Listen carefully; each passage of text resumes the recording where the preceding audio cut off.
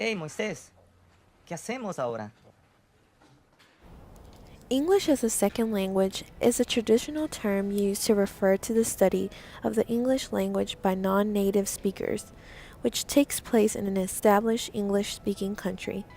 The environment for teaching English should be in a country wherein the mother tongue is English, such as the United States.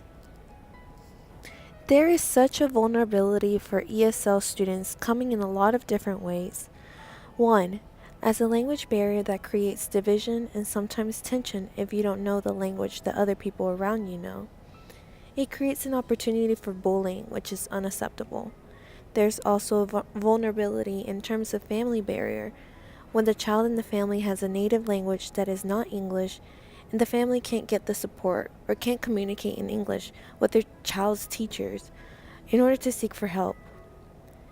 If someone is a recent migrant or an accompanied minor, every bit of that insecurity gets relived every day where you don't know whether your parents are going to get deported or you're reliving what happened in terms of getting to America safely. These are barriers and vulnerabilities that many ESL students have to face on their everyday lives. I believe that schools should be places where we understand that and embrace those vulnerabilities and make those schools more of a safe place and a safe haven as opposed to exacerbating those difficulties. Because I have personally experienced being an ESL student and face the challenges that many other ESL students face today, I wanted to do some research in which I can offer ways in which schools can create a better curriculum and a better environment for ESL students in order to improve their school performance. I am focusing mainly on the Latino community since there is a large population of Spanish speakers in the U.S. As a first generation student with Spanish speaking immigrant parents, I understand and am aware of the ESL experience as a U.S. citizen. However, I lack any understanding of what it is like to be an undocumented student who came to the U.S. as either a kid or an adolescent, and experienced learning a new language with limited opportunities. I want to understand how being an ESL may affect the academic performance of Spanish speaking students. Many of the research that I have done has mainly talked about how English proficiency can be a source of academic and social division.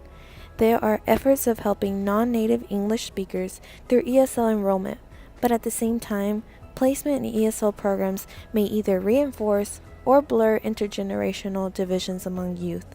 There have been reports where immigrants feel excluded not only by native English-speaking dominant peers, but also by their native-born co-ethics. Data has also shown that immigrants in general have lower levels of educational attainment than the U.S. population as a whole. A group model called the Achieving Success Every Day was created to provide a framework for developing groups that aim to address students' personal, social, and academic development in school settings. This group intervention significantly improved ESL students' self-esteem, but did not significantly improve ESL students' academic performance. However, improvement in GPA for 12 participants may be attributed to the participating in the group. There is a huge achievement gap between ESL students and their non-ESL counterparts. The National Assessment of Educational Progress reported that only 29% of English language learners in 8th grade reach proficiency or above in reading comparing to 73% of non-ELL students. This means that there has to be something done in order to close this gap. Some studies have actually shown that high self-esteem partly explains students' school performance.